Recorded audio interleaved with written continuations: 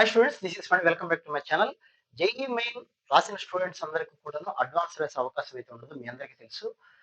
కేవలం 2,50,000 మందిని మాత్రమే సెలెక్ట్ చేస్తారు. అయితే ఈ సంవత్సరం ఒక 182 మంది స్టూడెంట్స్‌ని ఎక్స్‌ట్రాగా కూడా సెలెక్ట్ చేయడం అయితే జరిగింది. అంటే దగ్గరగా పర్సెంటేజ్ వచ్చిన స్టూడెంట్స్‌ని. సో వీళ్ళందరూ ఎప్పుడు అప్లై చేయాలి? ఎలా అప్లై చేయాలి? ఏంటి అనేది, ఏమేం సర్టిఫికేట్స్ కావాలి? అలాగే అడ్వాన్స్ ఎగ్జామ్ రాసిన తర్వాత ఆ ర్యాంక్ తోటి ఏ ఇన్‌స్టిట్యూషన్స్ మీరు జాయిన్ అవ్వడానికి అవకాశం ఉంటుంది. ఆ డీటెయిల్స్ అన్నీ ఈ వీడియోలో మీతో ఇవ్వబోతున్నాను నేను. సో తప్పనిసరిగా లైక్ చేయండి, సబ్స్క్రైబ్ చేసుకోండి. ఫ్రీ ఆఫ్ కాస్టే. అలాగే కింద డిస్క్రిప్షన్‌లో నా వాట్సాప్ ఛానల్ లింక్ ఉంటుంది. దానిలో జాయిన్ అవ్వండి. ఎప్పటికప్పుడు లేటెస్ట్ ఇన్ఫర్మేషన్ మీరు తెలుసుకోవడానికి ఉంటుంది. అలాగే అడ్వాన్స్ సంబంధించిన మ్యాథమెటిక్స్ క్రాష్ కోర్స్ క్లాసెస్ అయితే స్టార్ట్ అయినాయి. దానికి సంబంధించిన లింక్ కూడా కింద డిస్క్రిప్షన్ ఉంది, చెక్ చేసుకోండి. సో అడ్వాన్స్ ఎగ్జామ్ ఎవరు అప్లై చేయాలి అంటే, ఎవరైతే క్వాలిఫై అయ్యారో వాళ్ళు అప్లై చేయాలి. మాకెలా తెలుస్తుంది మా పర్సెంటేజ్ దగ్గరగా ఉంది అంటే, రేపటి నుంచి మీకు అడ్ ఏ jee.adv.ac.in అఫీషియల్ వెబ్‌సైట్‌లోకి వెళ్తే, మీరక్కడ స్టూడెంట్ పోర్టల్ ఉంటుంది. ఆ పోర్టల్‌లో మీరు లాగిన్ అయితే, ఎవరైతే క్వాలిఫై అయ్యారో వాళ్ళకి మాత్రమే అప్లై చేసేటువంటి అవకాశం వస్తుంది.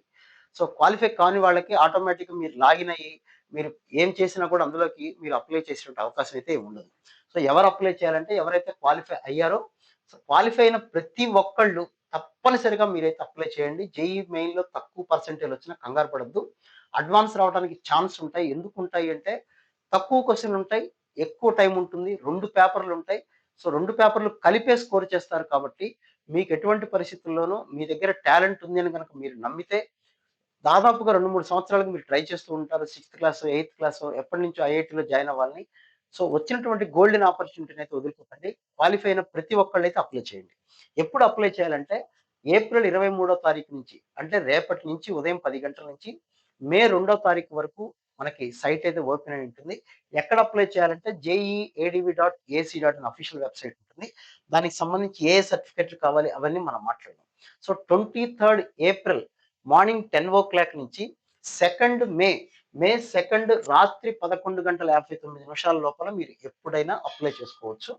ఫీజు కట్టటానికి, ఫీజు ఎంత కట్టాలో అది కూడా చెప్తాను. ఫీజు కట్టడానికైతే మే 4 వరకు టైం ఉంది. కానీ మే 2 లోపలే కంప్లీట్ చేసుకోండి. సో, ఏప్రిల్ 23 నుంచి మే 2 వరకు టైం అయితే ఉంది అప్లై చేయడానికి. సో, అడ్వాన్స్ సంబంధించిన మ్యాథమెటిక్స్ క్రాష్ కోర్స్ జరుగుతుంది. క్వాలిఫై అయితే తప్పనిసరిగా మీరైతే క్లాసెస్‌లో జాయిన్ అవ్వండి. మీకు చాలా ఉపయోగపడుతుంది. So, coming to the point, exam ఎప్పుడు జరుగుతుందంటే మే 17థ్ మార్నింగ్ 9-12 ఒక పేపర్ జరుగుతుంది. మధ్యాహ్నం 2:30-5:30 వరకు ఒక పేపర్ జరుగుతుంది. 2 పేపర్‌లు రాయాల్సిందే. 2 పేపర్‌లు కలిపే స్కోర్ చూస్తారు. 2 పేపర్‌లకి మొత్తం సిలబస్ ఉంటుంది. ఇక్కడ సగం సిలబస్, ఇక్కడ సగం సిలబస్ ఏమి ఉండదు. 2 పేపర్‌లు కలిపే కౌంట్ చేస్తారు. 2 పేపర్‌లు కలిపే క్వాలిఫైయింగ్ మార్క్ చూస్తారు. ఒక పేపర్ రాసి ఇంకొక పేపర్ రాయకపోతే మీకు అసలు ర్యాంక్ ఇవ్వరు. మీరు క్వాలిఫై కానట్టే లెక్క, గుర్తుపెట్టుకోండి. సో, అప్లై చేసేటప్పుడు ఎంత ఫీజు కట్టాలి అంటే, గర్ల్స్ అందరూ ఏ కేటగిరీ గర్ల్స్ అయినా, ఓపెన్ అయినా, ఓబీసీ, ఎన్సీఎల్ అయినా, ఈడబ్ల్యూఎస్ అయినా, ఎస్సీ, ఎస్టీ, పీడబ్ల్యూడీ ఏ కేటగిరీకి సంబంధించిన అమ్మాయిలైనా సరే అప్లికేషన్ కాస్ట్ కేవలం రూ. 1,600 మాత్రమే. అలాగే ఎస్సీ, ఎస్టీ, పీడబ్ల్యూడీ కేటగిరీకి సంబంధించిన అందరికి అమ్మాయిలైనా, అబ్బాయిలైనా వాళ్ళకి కూడా 1,600. ఇక మిగతా కేటగిరీకి సంబంధించి అంటే ఓపెన్ బాయ్స్ అవ్వచ్చు, ఓబీసీ, ఎన్సీఎల్ బాయ్స్ అవ్వచ్చు, ఈడబ్ల్యూఎస్ బాయ్స్ అవ్వచ్చు. వీళ్ళందరికీ రూ. 3,200 3,200 పే చేయాలి అప్లికేషన్‌కి. అమ్మాయిలకైతే అందరికి ఏ కేటగరీ అయినా 1,600. SC, ST, PWD boys, girls అందరికీ కూడా 1,600. ఇంకా రిమైనింగ్ ఎవరైనా ఉన్నారంటే వాళ్ళందరికీ కూడా రూ. 3,200 అప్లికేషన్ కాస్ట్ అయితే ఉంటుంది. అప్లై చేసేటప్పుడు ఏమేం కావాలి సర్టిఫికేట్స్ అంటే, మామూలుగా అందరికీ తెలిసిందే 10థ్ క్లాస్ సర్టిఫికేట్. ఇవన్నీ కూడా ఆన్‌లైన్‌లో అప్లై చేయటమే. ఆన్‌లైన్‌లో మీ దగ్గర నేను చెప్తాను సర్టిఫికేట్స్. ఒకవేళ మీ దగ్గర గనుక ఆ సర్టిఫికేట్స్ లేకపోతే డిక్లరేషన్ ఫార్మ్ అని కూడా అక్కడ ఉంటుంది. అంటే నేను ఎట్ ద టైమ్ ఆఫ్ కౌన్సెలింగ్‌లో అవి సబ్మిట్ చేస్తానని ఒక హామీ పత్రం ఇవ్వటం అన్నమాట. అది ఇవ్వాల్సిందే ఖచ్చితంగా. సో, 10థ్ క్లాస్ మార్క్ లిస్టు మీ దగ్గర ఒరిజినల్ ఉంటుంది. స్కాన్ చేసి పెట్టాలి. అలాగే ఇంటర్మీడియేట్‌కి సంబంధించిన మార్క్ లిస్ట్ చిన్నదైనా, ఇంకా అప్పుడే పెద్ద మార్క్ లిస్ట్ రాదు. చిన్నదొచ్చి ఉంటుంది. అది సరిపోతుంది. లేకపోతే ఆన్‌లైన్‌లో తీసుకున్నదైనా సరిపోతుంది. అలాగే ఆహ్, ఇంకా ఆధార్ కార్డ్‌కి సంబంధించి ఇంక వాళ్ళేమి అడగలేదు గానీ, మెయిన్‌గా మోస్ట్ ఇంపార్టెంట్ ఏంటి అంటే కేటగరీ సర్టిఫికేట్స్. ఓపెన్ కేటగరీ వాళ్ళకి ఇబ్బంది ఏమి ఉండదు. 10థ్ ఇంటర్మీడియేట్ మార్క్ లిస్ట్ సబ్మిట్ చేస్తే సరిపోతుంది. మీ డీటెయిల్స్ అన్నీ ఆల్రెడీ మెయిల్‌లో ఉన్నాయి కాబట్టి అవన్నీ క్యారీ ఫార్వర్డ్ అవుతుంటాయి. ఓబీసీ, ఎన్సీఎల్ అవ్వచ్చు, ఈడబ్ల్యూఎస్ కేటగరీ వీళ్ళిద్దరికీ కూడా ఏప్రిల్ 1, 2026 ఈ సంవత్సరం ఏప్రిల్ 1 తర్వాత తీసుకున్న సర్టిఫికేట్ ఆల్రెడీ తీసుకుంటే అది అప్లోడ్ చేయాలి. మరి ఇంకా మేము తీసుకోలేదండి, మాకు ఇది అవసరం అని అనుకోలేదు, 20 డేసే అయిపోయింది అనుకున్న వాళ్ళకి అక్కడ డిక్లరేషన్ ఫామ్ అనేది ఉంటుంది. అప్లికేషన్ అడ్వాన్స్ వెబ్‌సైట్‌లోనే ఆ డిక్లరేషన్ ఫామ్‌ని ప్రింట్ తీసుకొని మీరు ఫిలప్ చేసి, సైన్ చేసి దాన్ని మీరు అప్లోడ్ చేయాలి. అంటే నేను కౌన్సెలింగ్ టైమ్‌లో ఆ సర్టిఫికేట్ ప్రొడ్యూస్ చేస్తాను. ప్రొడ్యూస్ చేయలేకపోతే నా సీట్ క్యాన్సిల్ చేసుకోవచ్చు. అది. సో గుర్తుపెట్టుకోండి, ఓబీసీ, ఎన్‌సీఎల్ అవ్వచ్చు, ఈడబ్ల్యూఎస్ అవ్వచ్చు. వీళ్ళిద్దరూ కూడా ఏప్రిల్ 1, 2026 తర్వాత తీసుకున్న సర్టిఫికేట్ అప్లోడ్ చేయాలి. పాతది అప్లోడ్ చేయడానికి ఉండదు. ఇప్పుడు కొత్తగా లేటెస్ట్‌ది అప్లోడ్ చేయాలి. ఒకవేళ లేటెస్ట్ తీసుకోలేకపోతే కంగారు పడాల్సిన పనేమీ లేదు. అక్కడ డిక్లరేషన్ ఫార్మ్ ఉంటది. అది పెట్టండి. ఇబ్బంది ఏమి ఉండదు. మీ వాడికొచ్చిన ఇబ్బంది అయితే ఏముండదు. నెక్స్ట్ ఎస్సీ, ఎస్టీ కేటగిరీకి సంబంధించి అది క్యాస్ట్ సర్టిఫికేట్. ఎప్పుడు తీసుకున్నా సరిపోతుంది. ఇబ్బందేం లేదు. బట్ ఇక్కడ ఫార్మ్స్ అన్నీ కూడా ఒకవేళ మీరు ఓబీసీ, ఎన్‌సీఎల్ అయినా, ఈడబ్ల్యూఎస్ అయినా, ఎస్సీ, ఎస్టీ కేటగిరీ అయినా ఇవన్నీ కూడా ఫార్మ్స్ అన్నీ సెంట్రల్ లిస్ట్‌లో ఉండాలి. సెంట్రల్ ఫార్మాట్ అంటారు. అందులో ఉండేలాగా ప్రయత్నం చేయండి. అందులోనే ఉండాల్సిందే. అందులో డౌట్ ఏమీ లేదు. తర్వాత పీడబ్ల్యూడీ కేటగిరీకి సంబంధించిన స్టూడెంట్స్ అయితే ఆయా మీకు ఫిజికల్ డిజేబిలిటీకి సంబంధించిన 40% ఎక్కువ కన్నా ఎక్కువే ఉందని ఒక సర్టిఫికేట్ అయితే ఉంటుంది. అది ప్రొడ్యూస్ చేయాల్సిన పనైతే ఉంటుంది. అప్లికేషన్ కూడా మీరు చేయాలి. సో, ఇంకా ఎలిజిబిలిటీ క్రైటీరియా ఏంటి అంటే, అడ్వాన్స్ ఎగ్జామ్ కేవలం 2 సంవత్సరాలు మాత్రమే. అది కూడా కన్సిక్యూటివ్‌గా రాసిన వాళ్ళు మాత్రమే ఎలిజిబుల్ అవుతారు. అంటే 2025లో ఇంటర్మీడియేట్ కంప్లీట్ అయిన వాళ్ళు రాయొచ్చు. అంటే లాంగ్ టర్మ్ తీసుకున్న వాళ్ళు రాయొచ్చు. ఇప్పుడు అయిపోయిన వాళ్ళు రాయొచ్చు. ఆ ముందు అయిపోయిన వాళ్ళు రాయడానికి కుదరదు. సో, అడ్వాన్స్ ఎగ్జామ్ 2 సార్లు రాయొచ్చు. అది కూడా కన్సిక్యూటివ్ ఇయర్స్ మాత్రమే.